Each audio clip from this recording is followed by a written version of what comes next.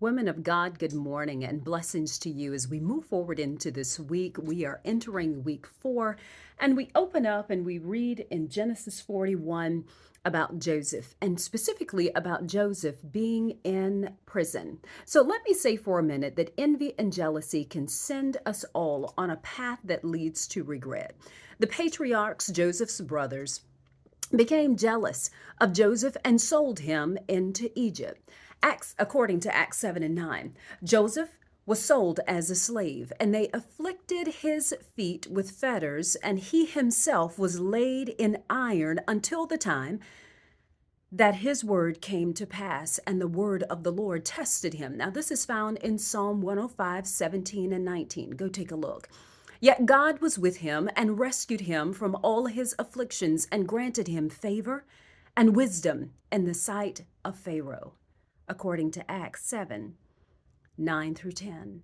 In spite of his plight, Joseph continued to focus on God, eventually becoming a great leader. So consider this. Consider that you are called to be a leader. A key difference between a life role leader and an organizational leader involves the permanence of relationships that are involved. See, a life role leader, they function in enduring relationships like as parents or spouses or siblings or friends and citizens in the community, for example.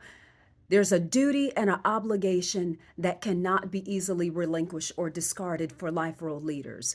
So some of us are charged to be organizational leaders who operate for a season in an environment of temporary relationships and fairly constant change. It's always changing and evolving in my world. But whatever the case, it is critical that much like Joseph, that we keep our attention focused on God, his word, and how he is guiding us.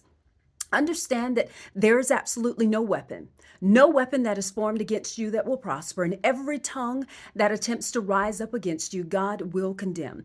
So I encourage you today to keep your eyes focused on Christ, regardless of the trial, regardless of the tribulation. Whisper that silent prayer under your breath, y'all. Whisper.